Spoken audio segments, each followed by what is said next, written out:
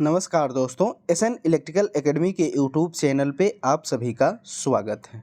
दोस्तों, हम UP ITI instructor के एम्प्लॉयबिलिटी स्किल के और कंप्यूटर की सीरीज चला रहे थे। इसमें हम कंप्यूटर की सीरीज का नंबर 2 ये वीडियो है। यदि मेरा पहला पार्ट कंप्यूटर का आप नहीं देखे हैं तो आप चैनल पर जाकर के प्लेलिस्ट बनी है कंप्यूटर की आईटीआई इंस्ट्रक्टर के नाम से, वहां से आप उस वीडियो को देख सकते हैं। दोस्तों, आईटीआई यूपी इंस्ट्रक्टर में कंप्यूटर से 20 क्वेश्चन आएंगे। हमने भी 20-20 क्वेश्चन का ही सीरीज चला रहे हैं। इन क्वेश्चनों में आप ज़रूर बताइएगा कि 20 में आपके कितने नंबर आ रहे हैं, अर्थात कितने क्वेश्चन सही हो रहे हैं। तो आइए दोस्तों, क्वेश्चन देखते हैं। और वीडियो अच्छी लगे तो लाइक कर दीजिए और चैनल को सब्सक्राइब जरूर कीजिए। चलिए दोस्तों, पहला नंबर क्वेश्चन है कि निम्न में कौन सा ऑनलाइन के रूप में नहीं जाता है। मतलब कहने का क्वेश्चन ये मतलब है कि निम्न में से कौन सा ऑनलाइन बैंकिंग के रूप में नहीं जाता है। तो नेट बैंकिंग, इस क्वेश्चन को आप व्यवहारिक रूप में करते हैं, समझ जाएंगे। नेट बैंकिंग ये तो ऑनलाइन होता है, पर्सनल बैंकिंग ये भी होता है, ई बैंकिंग ये भी होता है, वर्चुअल बैंकिंग ये नहीं होता है, अर्थात ऑप्शन नंबर बी सही हो जाएगा।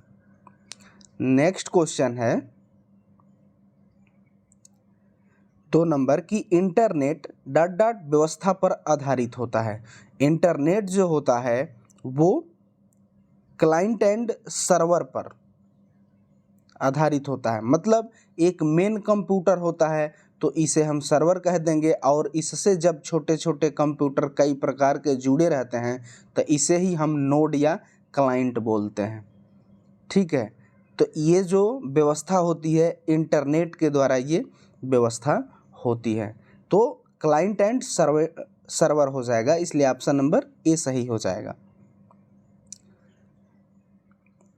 नेक्स्ट जो क्वेश्चन है 3rd नंबर, इसमें कह रहा है कि मोडेम क्या होता है। मोडेम जो होता है इनपुट आउट के केस में बोले तो ये इनपुट और आउटपुट दोनों होता है, और मोडेम का जो कार्य होता है वो एनालॉग सिग्नल को डिजिटल में और डिजिटल को एनालॉग में करने का काम करता है मोडेम। ये कम्युनिकेशन सिस्टम में प्रयोग किया जाता है। पहला जो इसका है कि एनालॉग संकेत को डिजिटल में परिवर्तित करता है, ठीक है, डिजिटल संकेत को एनालॉग में परिवर्तित करता है, अर्थात दोनों ये मोडेम काम करता है। और साथ ही साथ याद रखिएगा मोडेम जो है इनपुट और आउटपुट ये दोनों होता है। यहाँ भी दोनों ऑप्शन सही है, अर्थात ऑप्शन नंबर बी सही होगा। ए और 1 और 2 दोनों सही है। नेक्स्ट क्वेश्चन है 4 नंबर, इसमें कह रहा है कि एमएस वर्ड में सेलेक्ट टेक्स्ट के साथ यू पर क्लिक करने से क्या होता है। सेलेक्ट टेक्स्ट का मतलब है कंट्रोल प्लस अगर यू करते हैं तो हम क्या होगा, तो जो भी टेक्स्ट लिखे हैं वो अंडरलाइन हो जाएगा। और ये भी याद रखिएगा एमएस वर्ड में अंडरलाइन करने के लिए कंट्रोल प्लस यू का प्रयोग किया जाता है। ऑप्शन जो ए है टेक्स्ट अंडरलाइन हो जाएगा, यानी ऑप्शन नंबर ए सही हो जाएगा। एमएस वर्ड में एक और शॉर्टकट की होती है अंडरलाइन करने के लिए, control plus shift plus W, इससे भी अंडरलाइन होता है। नेक्स्ट क्वेश्चन है कि एमएस वर्ड में फॉन्ट फेस का प्रकार नहीं है। तो बोल्ड भी होता है, इटैलिक भी होता है, रेगुलर भी होता है, एरियल नहीं होता है, इसलिए ऑप्शन नंबर डी सही हो जाएगा, क्योंकि नहीं में पूछा है।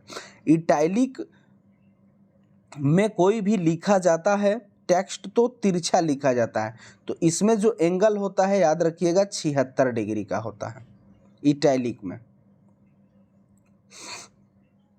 नेक्स्ट क्वेश्चन है 6 नंबर, कम्युनिकेशन डिवाइस का उदाहरण क्या है? मतलब वो डिवाइस जो सिग्नलों पे आधारित होती है। कीबोर्ड दोनों प्रकार के आते हैं, वायरलेस और वायर से भी कनेक्ट होते हैं, तो ये नहीं होगा।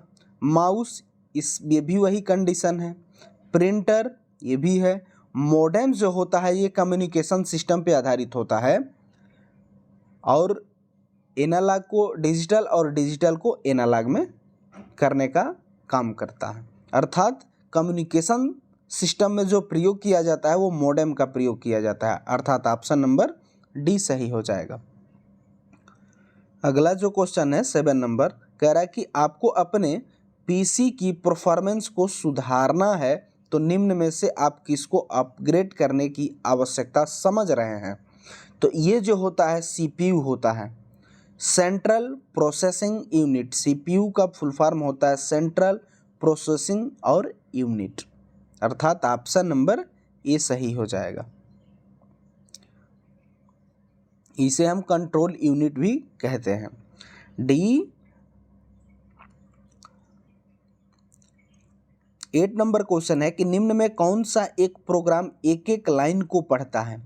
तो एक एक लाइन को पढ़ने के बाद जो एरर आता है उसको ठीक करने का काम जो होता है वो इंटरप्रेटर होता है। एप्लीकेशन जो होते हैं 3 प्रकार के होते हैं। एप्लीकेशन सिस्टम सॉफ्टवेयर होता है, एक लैंग्वेज ट्रांसलेटर होता है, एक कंपाइलर होता है। तो इसमें जो एक एक लाइन को पढ़ेगा और उसको त्रुटि रहित करेगा, मतलब उसकी त्रुटियों को ठीक करेगा, तो वो जो होता है इंटरप्रेटर होता है। और एक होता है कंपाइलर। कंपाइलर एक ही बार में सबको ठीक करता है। अर्थात कहने का दोनों में अंतर ये है कि इंटरप्रेटर जो है एक एक लाइन को ठीक करेगा और ये पूरे को एक ही बार में ठीक कर देगा। यहाँ एक एक लाइन की बात कर रहा है, अर्थात ऑप्शन नंबर डी हो जाए, ऑप्शन नंबर ए सही हो जाएगा, इंटरप्रेटर। नेक्स्ट क्वेश्चन है 9 नंबर, कंप्यूटर सॉफ्टवेयर से त्रुटियों को हटाने की प्रक्रिया को क्या कहते हैं? कोई भी त्रुटि आती है तो उसे कंप्यूटर में क्या कहते हैं? तो बॉगिंग कहते हैं। और उस त्रुटि को ठीक करने को हम डीबॉगिंग कहते हैं, जो कि ऑप्शन नंबर ए में दिया हुआ है डीबॉगिंग, इसलिए ऑप्शन नंबर ए सही हो जाएगा। नेक्स्ट क्वेश्चन है कि किसी प्रिंटर का आउटपुट रेजुलेशन क्या कहलाता है? तो वो रेजुलेशन होता है वो पिक्सल में होता है और डीपीआई हम कहते हैं। डीपीआई का फुल फॉर्म समझिए, डॉट पर इंच होता है, अर्थात रेजुलेशन जो दिया जाता है डॉट पर इंच में होता है। और ये रेजुलेशन ऐसे होता है, जब आप मोबाइल का भी देखेंगे तो उसमें रेजुलेशन आता है, कोई आप वीडियो देखेंगे तो उसको जूम कम ज़्यादा करेंगे तो वो होता है। तो 1024 इंटू 768 ऐसे रेजुलेशन आते हैं। फिलहाल डीपीआई है, डीपीआई का फुल फॉर्म याद रखिएगा, डॉट पर इंच होता है, जो कि ऑप्शन नंबर ए में दिया हुआ है डीपीआई, इसलिए ऑप्शन नंबर ए सही हो जाएगा। नेक्स्ट क्वेश्चन है, ये अच्छा क्वेश्चन है, इसको अच्छे से देखिएगा। 11 नंबर, निम्न में कौन सा कथन सत्य है? कथन एक कह रहा है कि एक्सेल में टेक्स्ट स्वतः राइट अलाइनमेंट होता है, ये गलत है। टेक्स्ट जो होता है एक्सेल में स्वतः अलाइन जो होता है टेक्स्ट वो लेफ्ट होता है, तो ये गलत हो गया।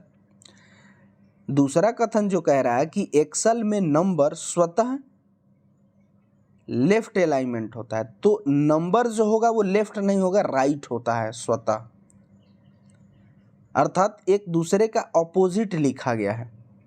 तो ये दोनों कथन गलत है। कहने का मतलब है कि एक्सेल में टेक्स्ट जो स्वतः अलाइन होगा वो लेफ्ट हो जाएगा और एक्सेल में नंबर जो स्वतः अलाइन होगा वो राइट अलाइनमेंट हो जाएगा, अर्थात दोनों कथन गलत हो जाएगा। यानी न तो एक सही है और न ही दो सही है, अर्थात ऑप्शन नंबर डी सही हो जाएगा।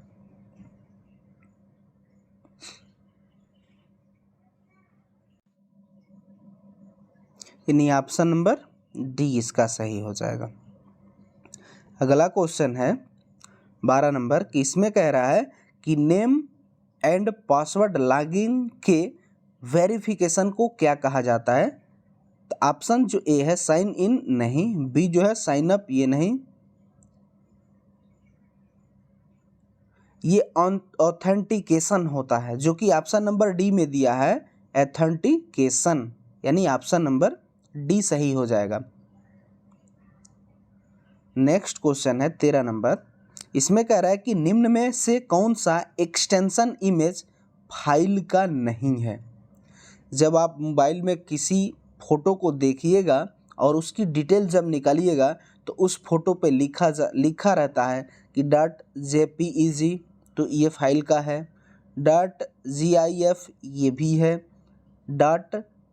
.png ये भी है, .wav ये नहीं है। ये ऑडियो सॉन्ग के होते हैं, जो भी ऑडियो वॉइस होती है उसकी एक्सटेंशन नेम जो होता है वो .wav होता है, और वहाँ यही चीज़ पूछा है इसलिए ऑप्शन नंबर डी सही हो जाएगा। बाकी जो एक्सटेंशन नेम है वो फाइल के हैं। अगला जो क्वेश्चन है 14 नंबर, इसमें कह रहा है कि HTTP message co dot dot वर्गों में रखा गया है, विभाजित किया गया है। HTTP का फुल फॉर्म जो होता है हाइपर टेक्स्ट ट्रांसफ़र प्रोटोकॉल होता है, और ये दो वर्गों में विभाजित किया जाता है जो कि ऑप्शन नंबर बी में दिया हुआ है, इसलिए ऑप्शन नंबर बी सही हो जाएगा। अगला नंबर जो क्वेश्चन है, इस टाइप के क्वेश्चन आने की उम्मीद है ऐसे कि निम्न में कौन सी सेवा www पर उपलब्ध है। www का फुल फॉर्म जो होता है ये भी याद रखिएगा, वर्ल्ड वाइड वेब होता है, और इसमें जो डाटा होते हैं वो HTTP होता है और HTML होता है, क्योंकि वेब ब्राउज़र जो हैं ये वेब ब्राउज़र के ही अंतर्गत आते हैं। तो वेब ब्राउज़र के जो डाटा बनाए जाते हैं वो HTML के माध्यम से ही बनाए जाते हैं, तो ये दोनों इंक्लूड होते हैं। अब इनके फुल फॉर्म जान लीजिए, हो सकता है इनका फुल फॉर्म भी पूछ सकता है। तो इसका फुल फॉर्म जो होता है वो हाइपर टेक्स्ट ट्रांसफ़र प्रोटोकॉल होता है, और HTML का होता है हाइपर टेक्स्ट मार्कअप लैंग्वेज होता है। तो यहाँ जो दिया है 1 और 2 दोनों, यानी ऑप्शन नंबर ए सही हो जाएगा, 1 और 2 दोनों सही है। नेक्स्ट क्वेश्चन जो है 16 नंबर की वर्तमान IP एड्रेस होता है। तो वर्तमान IP एड्रेस जो हो रहा है इस समय का वो 4 बिट का होता है। जैसे आप देखे होंगे 010 ऐसे लिखा रहेगा, 4 इसमें आएगा ऐसे 0102, फिर डॉट आएगा, फिर ऐसे 4 आएगा, फिर 4 आएगा।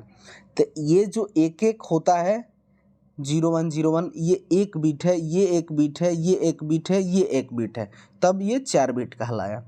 यानी IP एड्रेस जो हुआ वो 4 बिट का होता है, जो कि ऑप्शन नंबर ए में दिया हुआ है, इसलिए ऑप्शन नंबर ए सही हो जाएगा। अगला जो है 16 नंबर क्वेश्चन 17 नंबर कि निम्न में से कौन सा source code view and modify करने के लिए उपलब्ध होता है। तो ये ओपन सोर्स होता है, जो कि ऑप्शन नंबर ए में दिया हुआ है ओपन सोर्स, इसलिए ऑप्शन ए सही हो जाएगा। अगला जो क्वेश्चन है 18 नंबर कि हार्डवेयर को रन कराने के लिए आवश्यक सॉफ्टवेयर कहलाते हैं। तो ये डिवाइस ड्राइव होती है, जो कि ऑप्शन नंबर ए में दिया हुआ है डिवाइस ड्राइव, इसलिए ऑप्शन नंबर ए सही हो जाएगा। और प्लीज़ दोस्तों वीडियो अच्छी लगे, अच्छे अच्छे क्वेश्चनों को हमने इंक्लूड किया हुआ है इसमें, तो इस वीडियो को लाइक करें और ज़्यादा से ज़्यादा इस चैनल को सब्सक्राइब करें। 19 नंबर जो क्वेश्चन है इसमें कह रहा है कि निम्न में कौन सा सिस्टम सॉफ्टवेयर है। इतना मान के चलिए कि सिस्टम सॉफ्टवेयर से एक क्वेश्चन आपके यूपी इंस्ट्रक्टर में ज़रूर रहेगा। लाइनक्स जो होता है वो सिस्टम सॉफ्टवेयर के अंतर्गत आता है। वर्ड पैड, MS वर्ड, ये जो होते हैं एप्लीकेशन सॉफ्टवेयर के अंतर्गत आते हैं। और वेब ब्राउज़र, ये तो ब्राउज़र है, ये भी एप्लीकेशन सॉफ्टवेयर के ही अंतर्गत आएगा। लाइनक्स हो जाएगा, यूनिक्स हो जाएगा, ये जो होते हैं ये सिस्टम सॉफ्टवेयर के अंतर्गत आते हैं। इसलिए ऑप्शन नंबर ए सही हो जाएगा। अगला जो क्वेश्चन है और ये आज का अंतिम क्वेश्चन होगा, ये क्वेश्चन जो है 20 नंबर,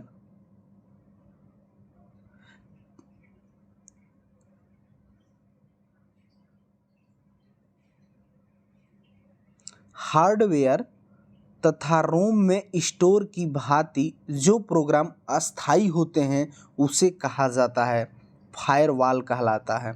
हमने फायरवॉल के बारे में कंप्यूटर का कल जो मैंने फर्स्ट पार्ट डाला था उसमें फायरवॉल के बारे में बताया था।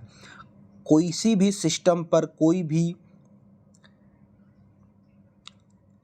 अनवांछित मैसेज, ईमेल आते हैं तो उसको क्षति न पहुंचाए उसकी रक्षा करने का काम फायरवॉल का ही होता है, जो कि ऑप्शन नंबर ए में दिया हुआ है। इसलिए ऑप्शन नंबर ए सही हो जाएगा।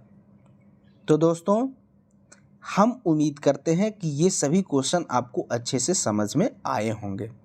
फिर भी किसी क्वेश्चन पे डाउट हो जाता है तो हमें कमेंट बॉक्स में कमेंट करके ज़रूर पूछिएगा, हम उसका जवाब ज़रूर देंगे। और दोस्तों, साथ ही साथ आप कमेंट बॉक्स में ये भी कमेंट कीजिएगा कि इस 20 क्वेश्चनों में आपके कितने क्वेश्चन सही रहे। और वीडियो अच्छी लगे तो प्लीज़ दोस्तों वीडियो को लाइक कीजिए और अपने मित्रों के साथ शेयर कीजिए।